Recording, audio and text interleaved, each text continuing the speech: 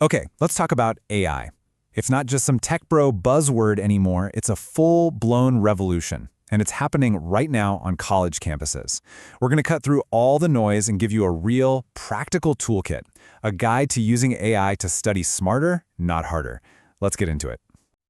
Sound familiar? You've got a mountain of reading for one class, a paper due for another, and oh yeah, a huge exam to study for. That feeling of being totally overwhelmed is like the classic student experience, right? But what if you had a secret weapon to help you manage it all?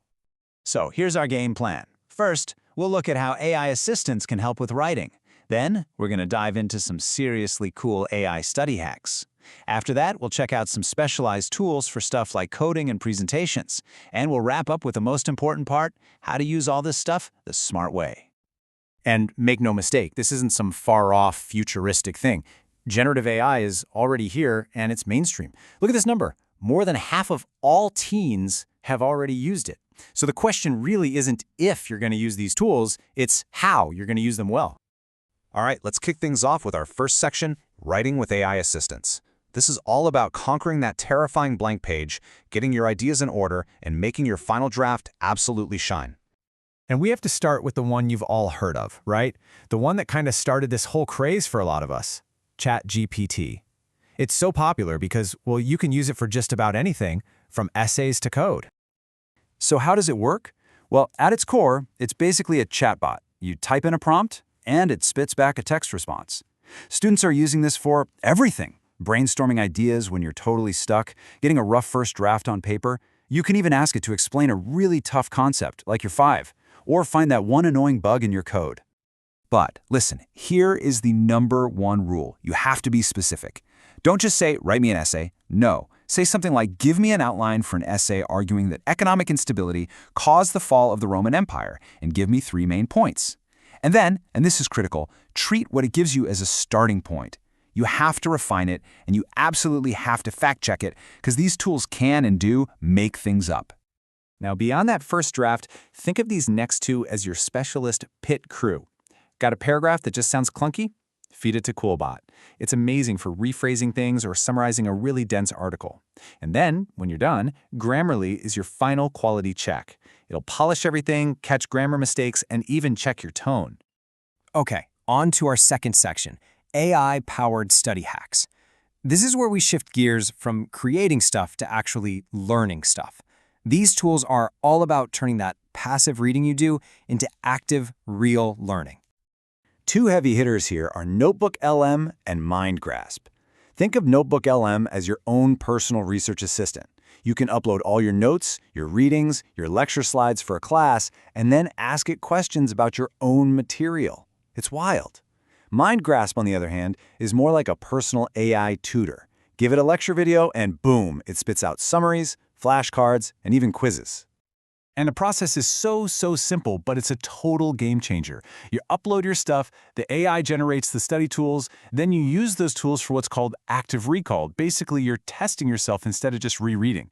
And that, science shows, is one of the best ways to actually remember information. And for when it's really crunch time, you've got even more specialized tools. Thea has this awesome test feature that can actually simulate an exam for you. Doctrina AI has these deep dive modules for specific subjects. And then there's StudentAI.app, which is like the Swiss Army knife of AI. It has over 200 tools for everything from homework to career prep. All right, next up, specialized tools. Because let's be honest, not every assignment is a 5-page essay. Sometimes you're stuck on a coding problem, or you have to build a slide deck from scratch. And yeah, there are AIs for that too. So let's look at a couple of great ones. If you're studying computer science, AskCodi could be your new best friend. It helps you debug, understand tricky concepts, the whole deal. And for everyone who dreads making presentations, there's Gamma AI. You just feed it your content, and it creates a beautifully designed, structured slide deck that you can use as your starting point. No more fiddling with text boxes for hours. And you're probably sensing a theme here, but it's a really important one. Use it as a starting point. It gives you an amazing foundation, but the real magic happens when you go in and customize it. Add your own voice, your own insights. Make sure the final product is truly yours. This brings us to our final and honestly our most important section, using AI the smart way. We've seen all the cool things these tools can do, but how we use them is what really matters. Think of this as your guide to not messing this up. So what's the big idea here? Is that AI is an assistive tool. It's like a calculator for writing. It handles the boring, repetitive tasks, like making flashcards or formatting a draft, so that you can free up your brain to focus on the important stuff: deep understanding, critical thinking, and your own original ideas. It is not a replacement for learning, period.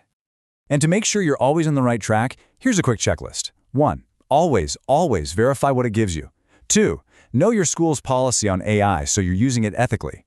3. Remember, it's a tool, not a crutch. You still have to do the thinking. 4. Be careful what you upload. Check that privacy policy. And 5. Keep an eye on the costs and limits of the free versions. So, as we wrap up, I want to leave you with this question. We've seen how AI can help brainstorm, summarize, and study. But if these tools are our assistants, what's our job? What part of learning absolutely has to stay human? It's a huge question to think about as you start playing with these incredible new tools.